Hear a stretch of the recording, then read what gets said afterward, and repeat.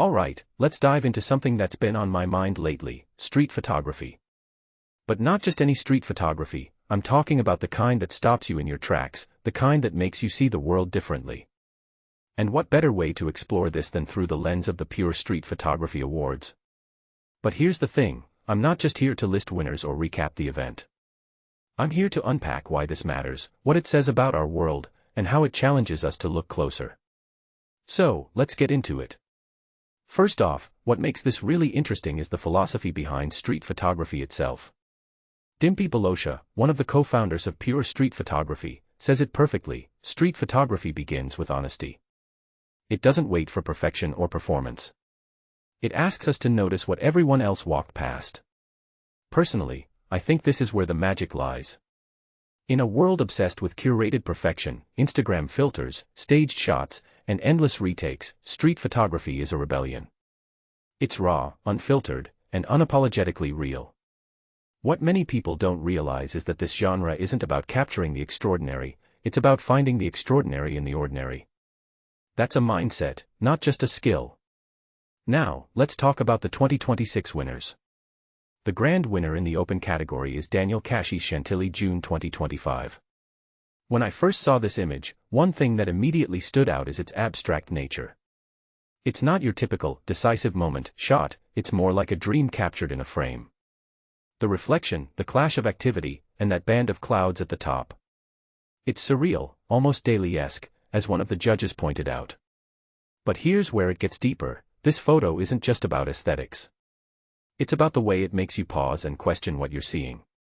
If you take a step back and think about it, street photography like this forces us to reconsider our relationship with the everyday. It's not just art, it's a mirror. In the black and white category, Cesare Simioni's Soul Beneath the Paint took the top spot. What this really suggests is the power of humanism in street photography. The judge called it impressive, but I'd go further: it's haunting. The composition, the light, the way the subject seems to emerge from the shadows, it's a reminder that street photography isn't just about the visual, it's about the emotional. What makes this really interesting is how black and white strips away distractions, leaving only the essence. It's like the photo is saying, here, this is what matters. And in a world where we're constantly bombarded with color and noise, that's a bold statement. But here's the bigger question: why does any of this matter? I mean, it's just photos, right? Wrong. From my perspective, street photography is a form of cultural documentation. It's a way of preserving moments that might otherwise be lost. Think about it, these images aren't just for the photographers or the judges, they're for all of us. They're a snapshot of our time, our society, our humanity. And in a way, they're a challenge. They're saying, look closer. Notice more. Care deeper. That's why platforms like Pure Street Photography are so important. They're not just celebrating art, they're championing a way of seeing. What's also fascinating is the global reach of this movement. Pure Street Photography has over 300,000 followers worldwide, and their exhibitions, like the one in Jaipur this year, are drawing massive crowds.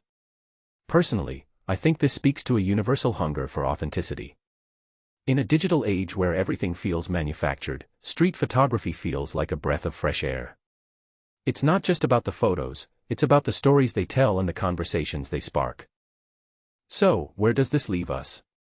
If you're like me, you're probably thinking, how can I see the world like this? And that's the beauty of it, you don't need a fancy camera or a degree in photography. You just need curiosity and the willingness to notice.